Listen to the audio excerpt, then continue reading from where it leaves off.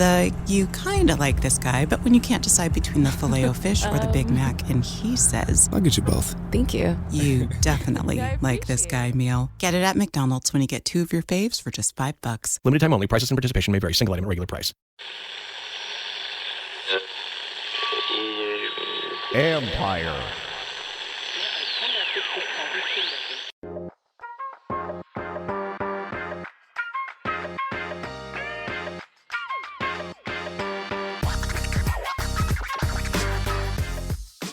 Welcome to Inside the Cap. I'm your host, Joel Corey. You can find me on Twitter at Corey Joel.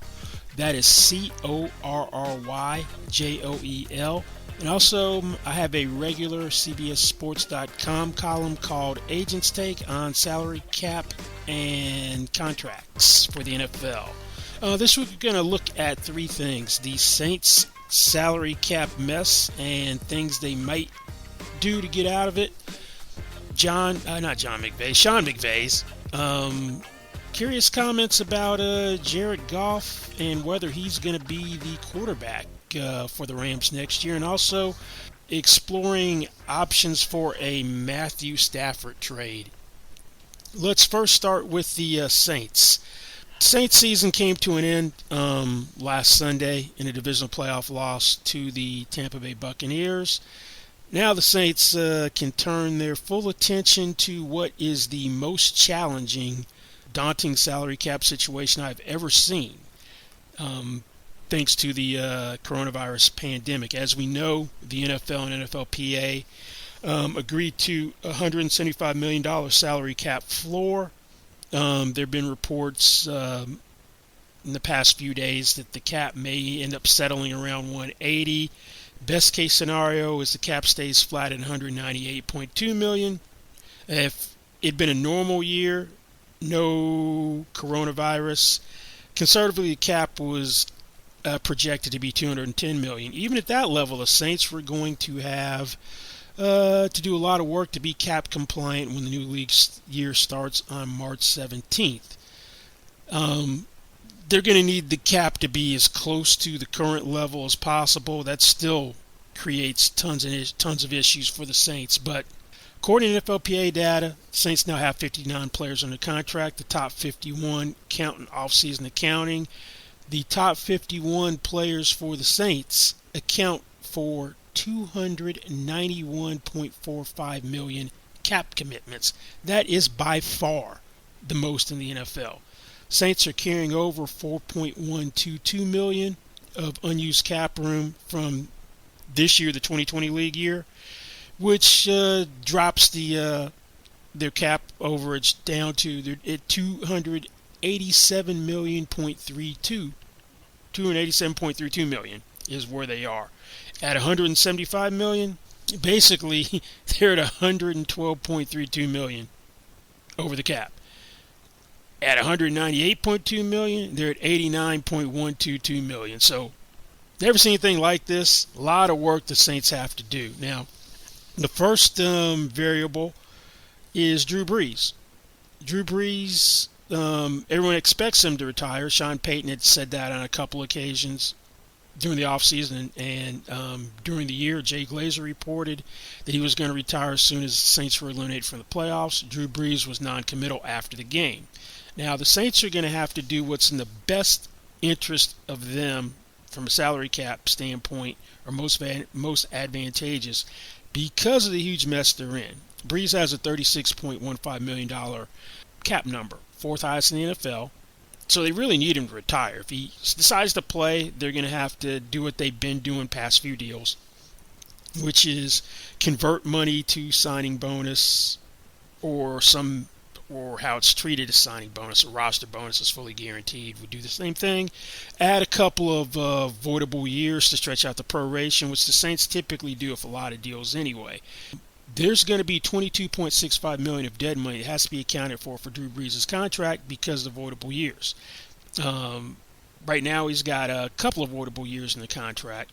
So if I am the Saints, what I want to do with Drew Brees, if he's going to retire, is take the cap hit over 2 years. Now, the way they can maximize this from a cap standpoint is have him agree to take his $25 million base salary for 2021 and reduce it to his league minimum $1.075 million.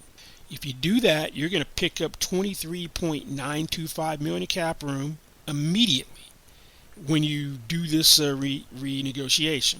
Now, then you can carry him on the roster till June 2nd.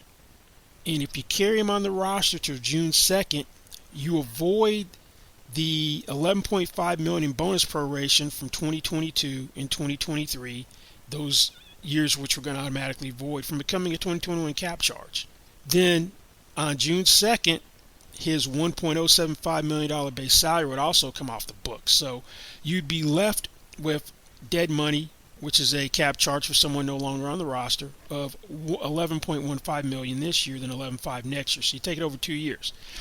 This whole waiting to keep someone on the roster until June 2nd is something that the Panthers did with Luke Kuechly last year. When he announced his retirement, they carried him until June 2nd so they could split the cap hit over 2 years. Now, picking up the $23.925 million in cap relief just becomes a nice start for the Saints. The roster is going to look a lot different next year. They're going to have to release several players that are under contract for this year. Well, for next year. First guy that's probably going to go is Quan Alexander. When they traded for him mid-season, traded Kiko Alonso, the draft pick came back in that deal as well. Traded him to the Niners. Quan Alexander, $13.4 million cap number for 2021. Tore his Achilles late in the season. There's no dead money associated with that, with his salary.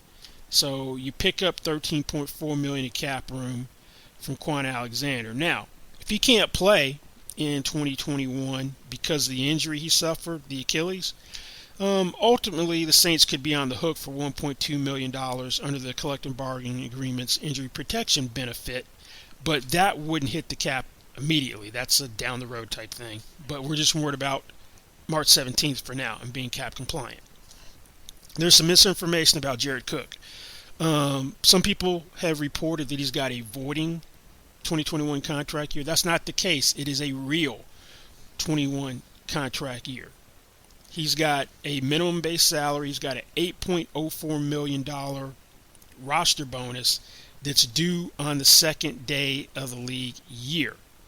That roster bonus could have escalated to $19 million depending upon certain factors, what he did, and team improvement in certain categories. But either way, he's got to be gone off the roster before the roster bonus is due on March 18th. If you do that, you get $9.1 million of cap room from him as well.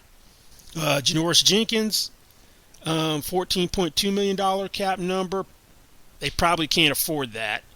He's got a $1.2 million fully guaranteed roster bonus already out of his $11.2 million salary. You can free up $7 million of cap room by cutting Janoris Jenkins. Interior offensive lineman Nick Easton is a reserve now. He's got $6.5 million of salary on a $6.875 million cap number. Expensive backup. Getting rid of him, you pick up $5.875 million of cap room. Defensive tackle Malcolm Brown played 33% of the snaps in 13 games. That's probably a guy that will be gone as well. You pick up $5 million from cutting him. Emmanuel Sanders, wide receiver, their second receiver, $10 million cap number. It's got $2 million roster bonuses guaranteed. Cutting him, $4 million of cap space. Thomas Morstead's been a great punter for years. Saints kept Blake Gillikin, 2020 undrafted free agent. Stashed him, had a back injury on IR, big leg. There's a $2.84 million difference in their salaries. Parting ways with Morstead, $2.5 million of cap savings. Latavius Murray helps form one of the better running back tandems in the NFL of Alvin Kamara, I should say. He's supposed to make $3.35 million in 2021. You might have to go cheaper running back, since you can find running backs at a lot of different places in the draft or out there. $2.5 million is freed up if Murray's not around, and also nickelback Patrick Robinson would free up $2.6 million of cap room. So that's cutting 9 guys that played a role in the Saints' success this year. These 9 guys, that would be $51.975 million of cap space that is freed up from them. Now, the problem is that if you take somebody out of the top 51, 9 guys, you got to replace them with people in the top 51. The guys coming in would mostly be at league minimum salaries for a first-year player. So you would have $6.18 million of salary coming back in to the top 51. So the net gain from these guys would be $45.975 million of cap space. So we're still not there yet when we talk about the Saints making a dent into their salary cap problems, between talking about Drew Brees being the most creative with him and cutting players as well. The Saints are also going to have to restructure contracts, which is something that they typically do every year. And when the Saints restructure contracts to maximize the amount of cap room they can get, they will add voiding years to contracts, because you can prorate a contract, prorate a signing bonus over 5 years. And if you add enough voiding years, then you can stretch out the proration through the voiding years, which could be up to 5 years as opposed to how many every years you have on your contract, instead of 2 if you have 2 years left. So that's what the Saints do typically. So they're probably going to have to do that with guys to create as much cap room as possible. Defensive end Cam Jordan has the second highest cap number on the team after Brees at $18.9 million. He's got a $1.9 million fifth day of the league year roster bonus and $10.825 base salary. You convert all that but his league minimum of $1.075 million 2021 base salary and add a 2025 voiding year, then you're going to convert $12.725 million salary into signing bonus. You can get $10.18 million of cap space this way and bring Jordan's cap number down to $8.72 million. That means his 22 through 25 cap numbers would increase to $2.545 million each. Michael Thomas, all-pro wide receiver who had an injury-plagued year as having ankle surgery, was subject to trade rumors after he got suspended for a game due to a practice altercation with a teammate. People are now speculating he's going to get traded again. Trading him doesn't help the Saints from a cap standpoint, because there's $20 million in dead money if you trade him when his cap number is 18.8. So you're adding 1-2 on the trade. Now, what I think is more likely to occur is they're going to convert $11.6 million of his $12.6 million base salary, add a dummy 2025 contract year. You'll get $9.28 million of cap space this way. His new 2021 cap number becomes $9.52 million. There's some misinformation about Andres Pete. Some people I've seen have him being a cap casualty.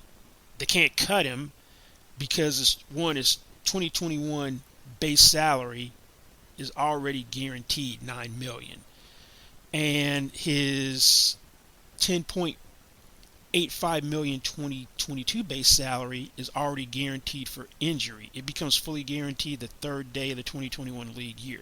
So you've got Pete's $9 million 2021 salary already fully guaranteed, and the 22 salary will be fully guaranteed on March 19th. So he's a guy who's practically sure to being around in 2022. That's another guy you pick up room for. Convert 8 of his $9 million base salary into signing bonus, add a 2025 voiding year, you get $6.4 million of cap room that way from him.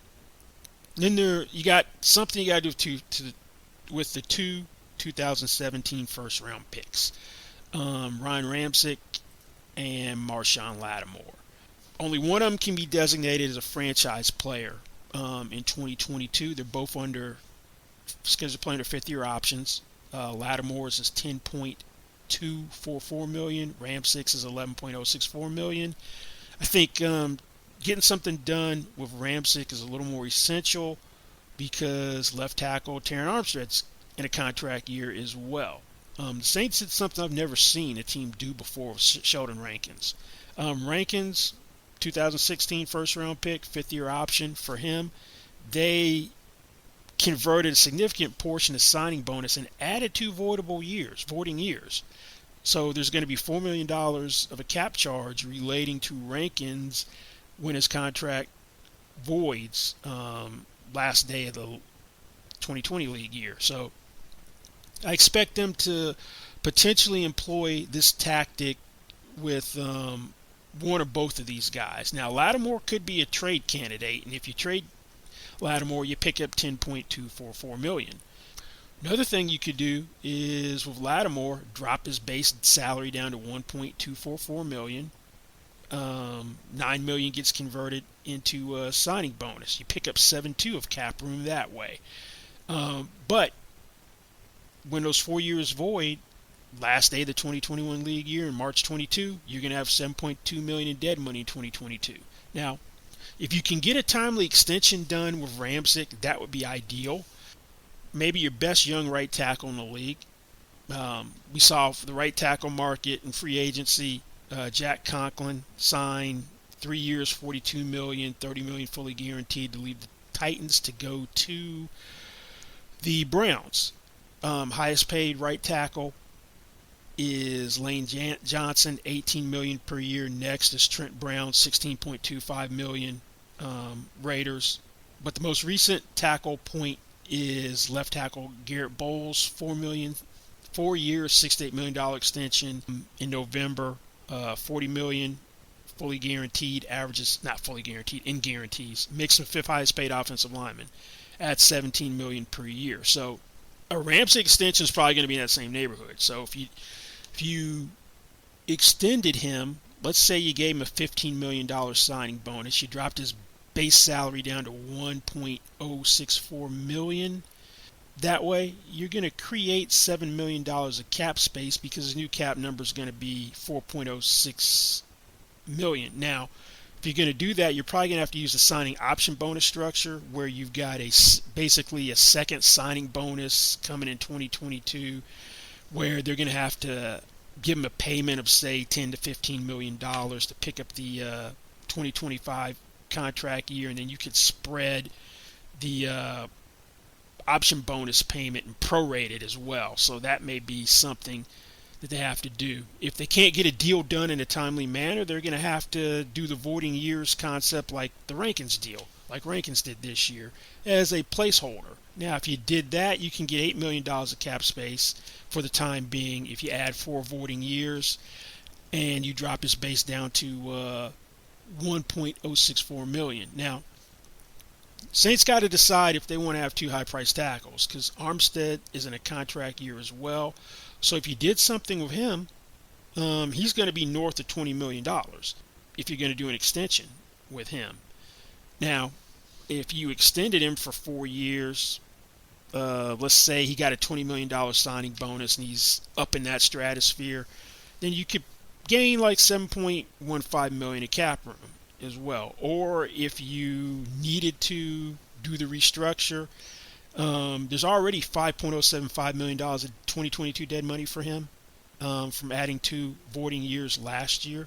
So you tack on a couple more, you could get $8.06 million in cap space if you convert $10.075 million into a signing bonus. Now, putting the Armstead transaction aside, if you do restructure Pete, Thomas, Jordan, add the dummy years to Lattimore, and you do an extension for Ramczyk, that's $40.06 million. Now, that means between the 9 guys getting cut, Drew Brees, in these restructures, you've got $109.78 million in cap room you've created. You're still not quite there.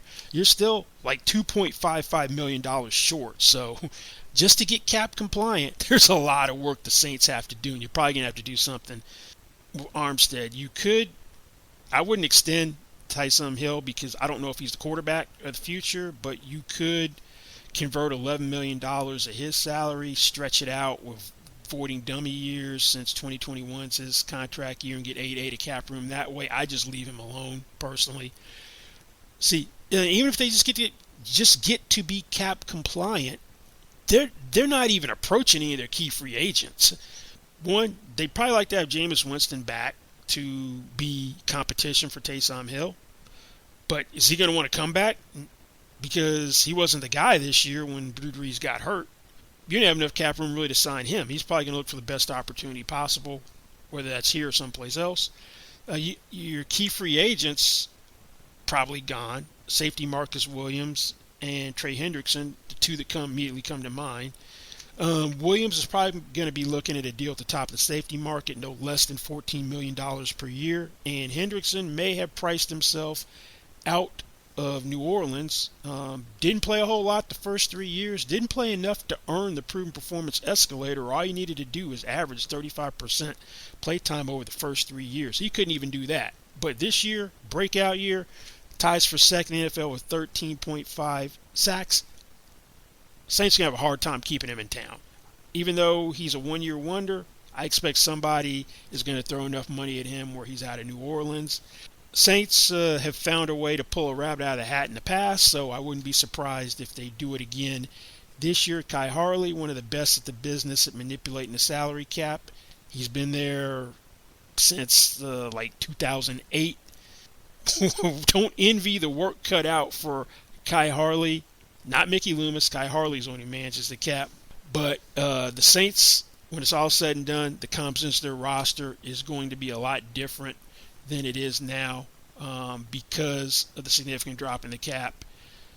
Something that was unforeseen that no team was able to contemplate, but the Saints have been more impacted than anybody else just because of the nature of how they constantly restructure contracts and are trying to maximize their ability to be a contender in the now. And this credit card approach mentality, kick the can down the road way of managing the cap, is coming back to haunt them because of the pandemic, and the bill is coming due this March. So it'll be interesting to see which moves that the Saints ultimately make and how they get to be cap compliant. Rams head coach Sean McVay raised some eyebrows with some comments he had right after they lost to the Packers. When asked about his quarterback, Jared Goff, he said Goff is his quarterback right now. That was kind of a curious comment to make about Goff. Then the next day in a Zoom session with the media, he didn't commit to Goff being on the roster for 2021, which has fueled speculation that as soon as McVay can get rid of Goff, he will. Now, because of Goff's contract, I tend to think he's not going anywhere, but I never expected the Rams last year to cut, or this year I should say, 2020 league year, cut Todd Gurley before he played any of the 4 new years on the extension he signed in 2018. They also gave an extension to Brandon Cooks in 2018 and moved him to Houston. So he played 1 year on his extension before they moved him. So the Rams have a willingness to part ways with players they don't feel are worth the value. Now, Goff, in 2019, right before the regular season started, signed a 4-year, $134 million contract extension, average $33.5 million a year, which is the same as Aaron Rodgers' extension. Made him third highest paid player in the league, has incentives and escalators where the deal can max out at $148 million. Goff has a $34.5 $30.95 million cap number in 2021. Some of his guarantees have no offsets, which makes it impossible to cut him. His 2021 base salary is fully guaranteed. It's $25 million, no offset. He's got a $2.5 million second day of the league year roster bonus in 2021 that's already fully guaranteed, no offset. He's got a 2022 $15.5 million second day of the league year roster bonus, which became fully guaranteed on the second day of the 2020 league year, no offset. He's got it. Also, the last guarantee in the deal is a $10 million base salary guarantee. It's guaranteed for injury right now. Skill and cap guarantees kick in on the second day of the 2022 league year. There's no offset for that. So right now they're not on the hook for that. So if you cut Jared Goff, you're going to have $65.2 million in dead money, which would be a $30.25 million increase on the cap. So that ain't happening. You are not going to cut Jared Goff this year. That's because when you have salary guarantees in future years, they accelerate no matter when you cut the guy. We saw that with Dwayne Haskins when he was cut. The guarantees that he had beyond 2020 hit the Washington football team's cap for the 2020 league year. So you can't have Jared Goff's $15.5 million 2022 roster bonus hitting the 2021 cap if you cut him. Plus you're going to have bonus proration of $15.4 million from 2022 to 2024 accelerating if you cut him. You couldn't even use a post-June 1 designation because the $15.4 million would hit, even if you could hold off on the 15.5 salary guarantee would hit, even if you could hold off on the $15.4 million of bonus proration hitting until 2022.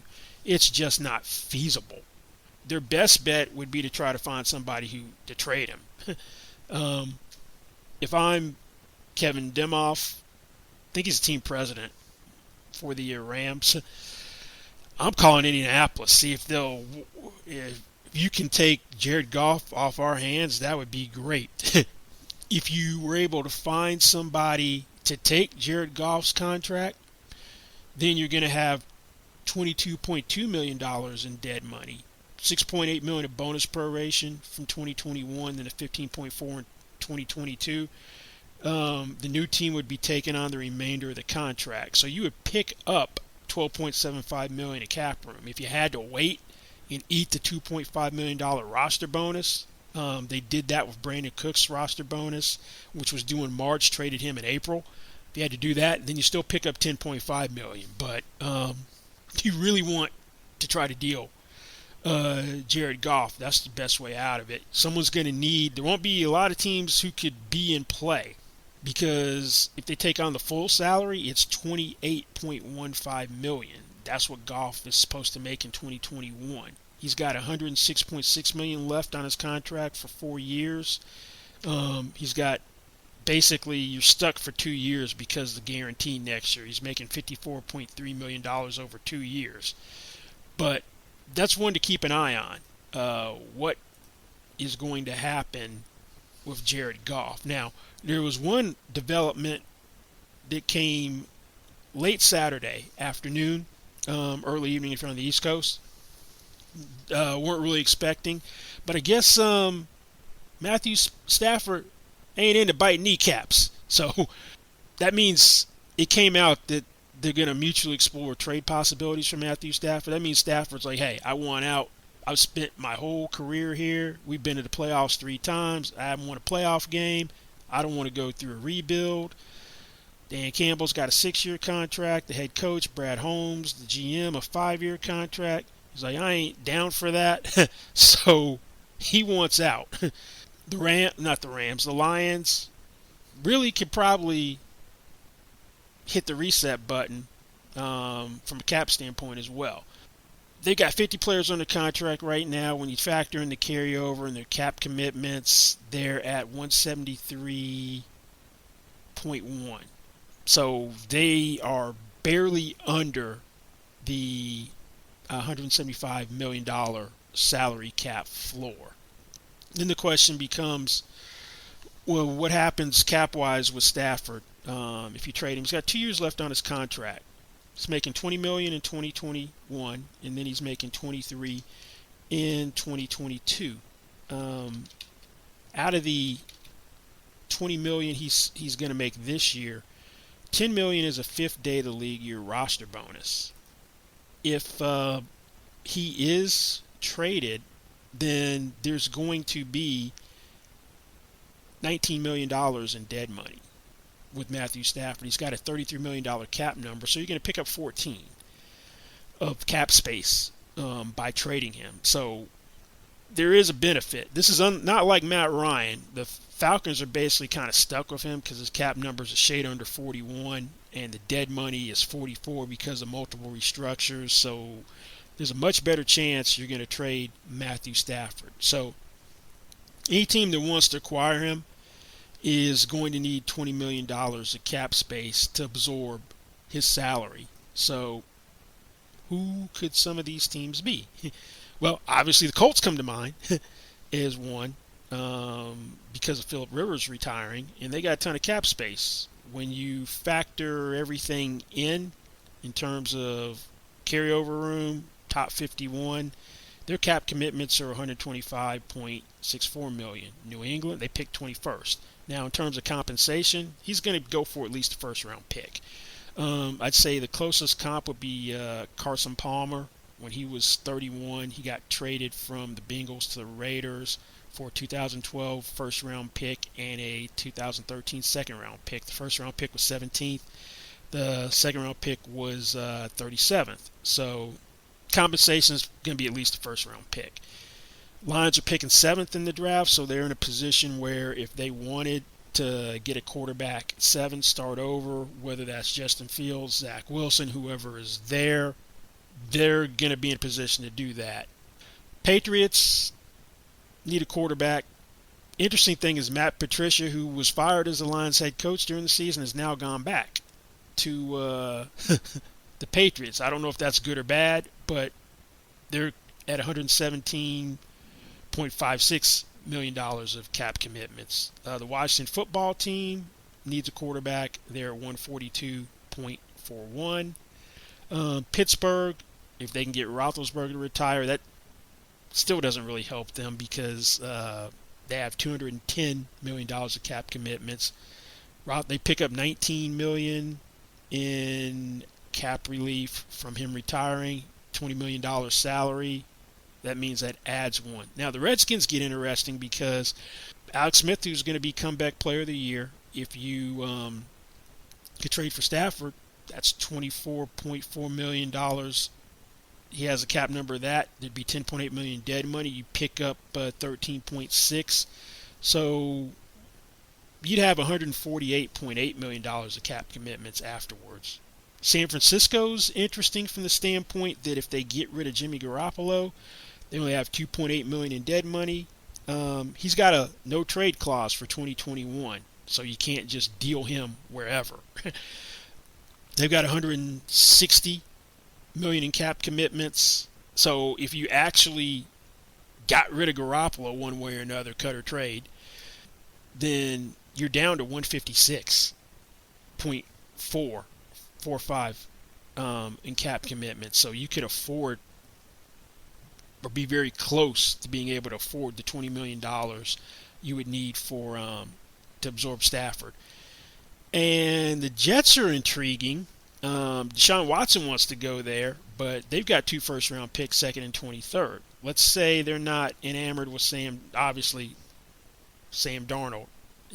Wouldn't if they are going to try to trade for a quarterback, that means Sam Darnold's out of the equation. Would the Lions want Sam Darnold as opposed to one of these guys in the draft? But they've got basically $13 million of cap commitment. So this position, and it'd be interesting if they traded 23rd pick and other stuff and maybe Darnold, then they're in a really good position then.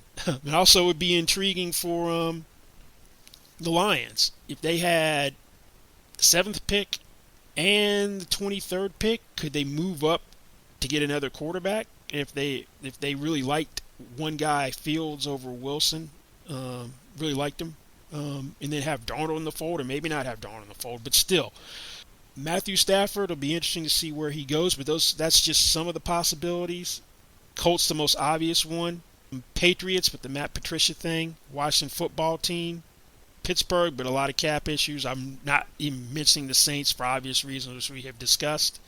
Jets, if they want to go that route. 49ers, so stay tuned, and we'll see where Matthew Stafford ultimately ends up. He can't formally be traded till the first day of the league year on March 17th at 4 p.m. Eastern time, but you can work out the trade beforehand, which is what happened with Alex Smith a couple years ago and Joe Flacco as well. Trades were agreed to way before the new league year started, and they were formally executed then.